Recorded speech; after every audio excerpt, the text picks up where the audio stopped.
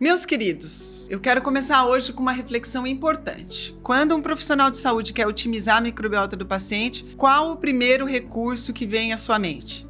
Muitas vezes pensamos logo em probióticos, não é mesmo? E claro que eles têm o seu lugar na terapêutica, mas hoje eu quero mostrar para vocês como fibras, pré-bióticos e polifenóis podem ser ferramentas ainda mais poderosas e sustentáveis para o equilíbrio microbiano. Porque quando a gente entende como nutrir adequadamente a microbiota que já existe no paciente, a gente constrói um terreno sólido para a saúde intestinal, tá bom? Seja muito bem-vindo, bem-vinda ao Saúde Sistêmica. Aqui você entende como o intestino se comunica com os outros sistemas do corpo e como isso impacta diretamente a prática clínica funcional. Eu sou a doutora Denise de Carvalho, sou médica, pesquisadora e apaixonada por mostrar como a ciência pode transformar a nossa forma de cuidar. O episódio de hoje é Nutrição e Microbiota, o papel real dos pré-bióticos, fibras e polifenóis no intestino. Se esse conteúdo faz sentido para você, curte esse vídeo, se inscreve no canal e compartilha com colegas que precisam ouvir isso. Porque quando a gente entende a base nutricional na saúde intestinal, a gente muda o jogo da medicina preventiva, não é verdade? Gente, antes de mergulhar nos 3 pilares nutricionais que vocês vão ouvir hoje,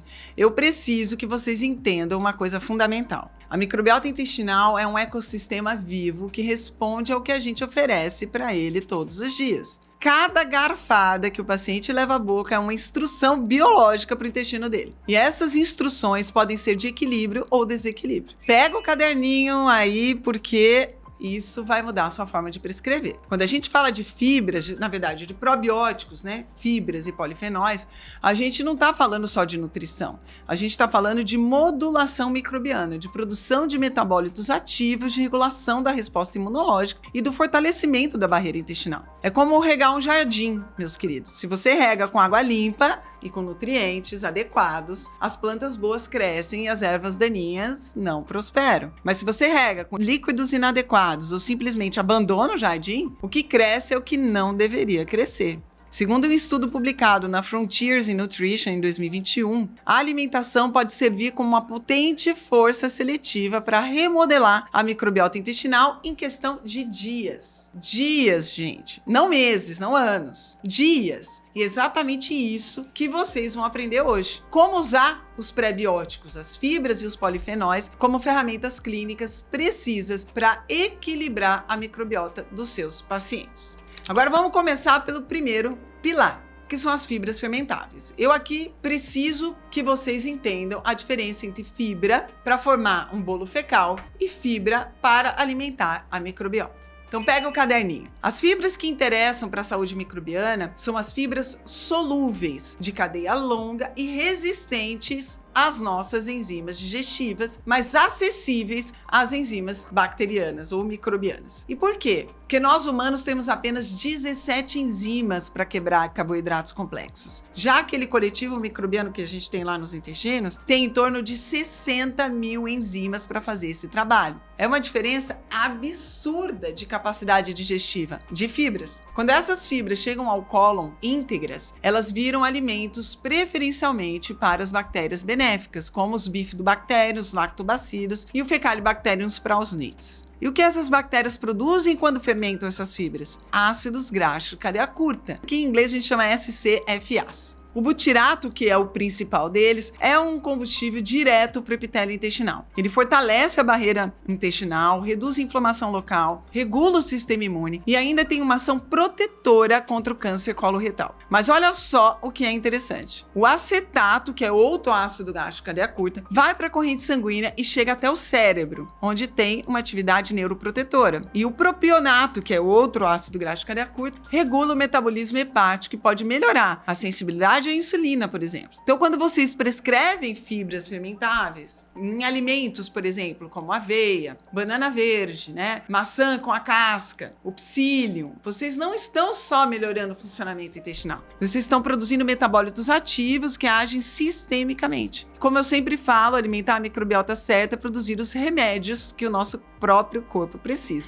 Agora vamos para o segundo pilar. Pré-bióticos no geral. E aqui eu vou ser direta com vocês. Mais importante do que dar probiótico é alimentar o que já tem. Pré-bióticos são compostos alimentares que não são digeríveis e que estimulam seletivamente o crescimento de bactérias benéficas já presentes nos intestinos. Prebióticos comuns, né, são o FOS, o GOS e outros por aí que vocês encontram em compostos naturalmente, em alimentos como chicória, alcachofra, alho, cebola, banana, aspargo e até na farinha da banana verde. Mas prestem atenção no que acontece quando o paciente consome esses prebióticos adequadamente. Há um crescimento preferencial de Bifidobacterium e Lactobacillus, que são duas linhagens fundamentais para a saúde intestinal. O Bifidobacterium produz ácido lático, que acidifica o meio e inibe o crescimento de patógenos. Também sintetiza vitaminas do complexo B e tem ação imunomoduladora potente. Os lactobacilos produzem bacteriocinas, que são compostos antimicrobianos naturais e também contribuem para a síntese de neurotransmissores como GABA e serotonina. Segundo estudos clínicos recentes, a suplementação com esses prebióticos pode melhorar marcadores de permeabilidade intestinal em apenas 4 a 6 semanas. E isso através da alimentação rica em prebióticos naturais. Aqui eu quero fazer uma observação importante. Quando a gente fala esses probióticos, nós estamos nos referindo ao alimento da microbiota que já existe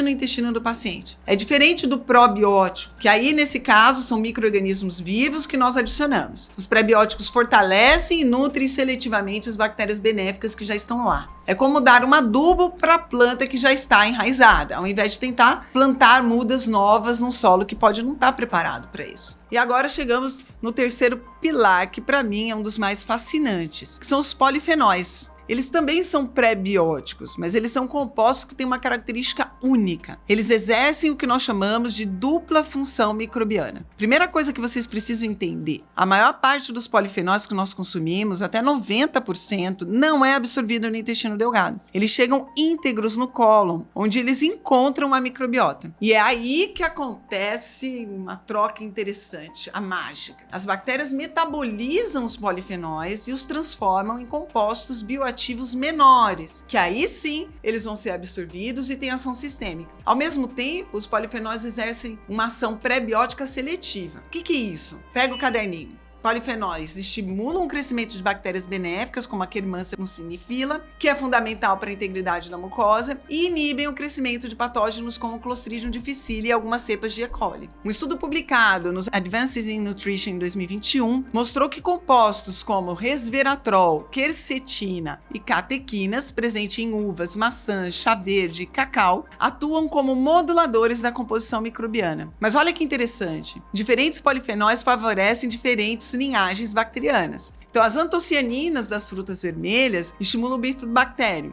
Os flavonoides dos cítricos favorecem os lactobacilos. Os taninos do chá verde inibem bactérias patogênicas. Então é por isso que eu sempre falo, prato colorido é farmácia microbiana. Cada cor representa uma família de polifenóis diferentes e cada família vai nutrir e equilibrar a microbiota de uma forma específica. Como eu costumo dizer, os polifenóis são os anfitriões de uma festa microbiana. Eles decidem quem é bem-vindo e quem precisa sair.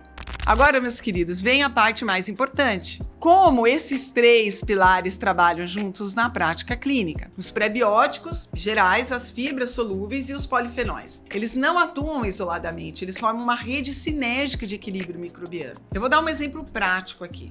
Quando vocês orientam um paciente a consumir uma maçã com casca, junto com uma colher de aveia e um punhado de nozes, vocês estão oferecendo da maçã a pectina, que é uma fibra fermentável, a quercetina, que é um polifenol, e da aveia o prebiótico beta-glucana e fibras solúveis das nozes, né? Ácidos graxos ômega 3 e polifenóis. Essa combinação vai alimentar seletivamente bactérias benéficas, produzir ácido graxo cadeia curta, anti-inflamatórios, fortalecer a barreira intestinal e ainda regular a resposta imune sistêmica. É muito mais eficiente do que estratégias isoladas, porque vocês estão criando um ambiente favorável para a microbiota saudável prosperar. Segundo um ensaio clínico publicado em 2025, pacientes que receberam uma intervenção nutricional combinando fibras, prebióticas e polifenóis tiveram melhora significativa em marcadores de disbiose em apenas 8 semanas. Na prática clínica, isso pode se traduzir em orientações como um café da manhã, aveia, frutas vermelhas e nozes. Almoço, uma salada colorida com azeite extra virgem. No lanche, maçã com casca ou uma banana com canela. E no jantar, vegetais assados com temperos naturais. Importantes, essas são apenas sugestões conceituais para ilustrar os princípios, tá? Cada prescrição alimentar deve ser individualizada conforme as necessidades, né, de macros, tolerâncias e condições específicas de cada paciente. É alimentação funcional baseada em evidência, não modinha nutricional, tá bom?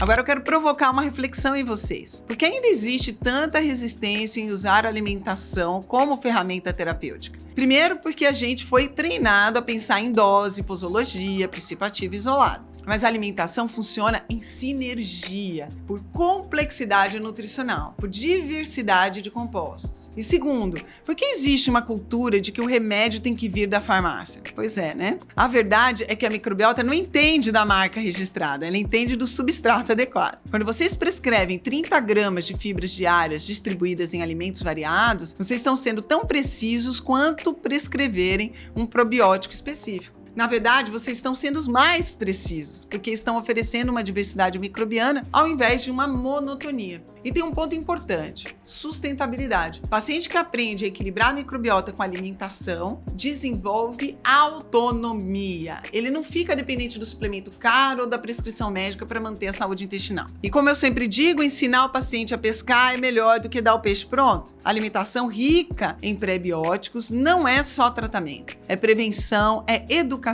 é empoderamento do paciente sobre a própria saúde. E vocês, como profissionais, têm o poder de transformar a relação do paciente com a comida, de mostrar que cada refeição é uma oportunidade de nutrir a microbiota e, consequentemente, de nutrir a sua saúde integral. Então, meus queridos, chegamos ao final de mais um episódio do Saúde Sistêmica. Nós vamos recapitular os 3 pilares que vocês não podem esquecer. Então, as fibras fermentáveis, fibras solúveis, né? Os combustíveis que fazem a produção dos ácidos graxos de cadeia curta e fortalecem a barreira intestinal. Outros pré-bióticos, né? Aquele alimento seletivo que faz crescer as bactérias certas. E, por que não, os polifenóis, os equilibradores que protegem o ecossistema microbiano. Lembre-se, microbiota saudável começa na feira, não na farmácia. Prato colorido é mais eficiente que cápsula vazia. E mais importante do que dar probiótico é alimentar o que você já tem. Quando vocês entendem isso, vocês conseguem usar a alimentação como uma ferramenta clínica precisa, sustentável e acessível. Próxima vez que um paciente perguntar qual suplemento tomar para o intestino, perguntem primeiro: me conta como está o seu prato do dia a dia. Porque a resposta pode estar bem mais perto do que vocês imaginam. Se esse conteúdo faz sentido para você, curte o vídeo, comenta aqui embaixo qual desses pilares você usa na sua prática clínica, se inscreve no canal e compartilha com colegas da área. Mamãe ama vocês. Até a próxima!